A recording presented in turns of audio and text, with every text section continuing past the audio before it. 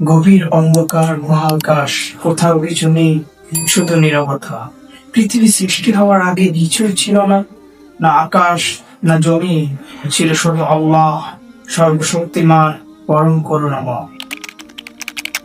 অন্ধকারের মাঝে এক বিশাল আলোর ঝলক, তারপর পানি সৃষ্টি।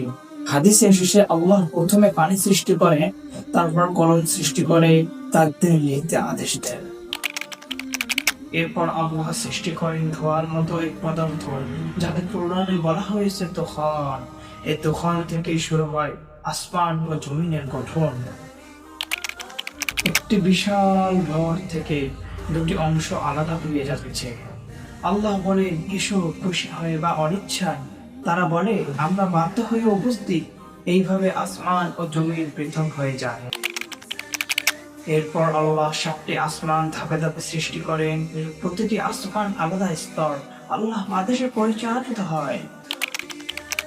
এরপর আল্লাহ পৃথিবীকে বিছিয়ে দিলেন, তাকে স্থিতিশীল করলেন।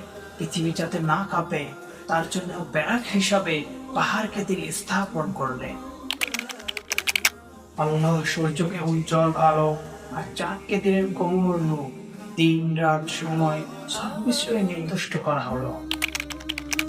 পৃথিবীতে প্রবাহিত হল পানি, জন্ম নিল উদ্ভিদ, প্রাণী, জীবজন্তু।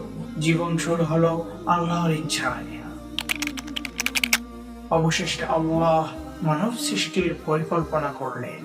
সবশেষে আল্লাহ পৃথিবী সাজালেন সর্বোত্তম সৃষ্টির জন্য মানব জাতি। এভাবেই 6 দিনে আল্লাহ আসমান, জমিন এবং এর মধ্যে যা কিছু আছে সবকিছু সৃষ্টি করেছেন। পৃথিবীর প্রতিটি সৌন্দর্য পেছনে রয়েছে আল্লাহ অন্তত ক্ষমতা।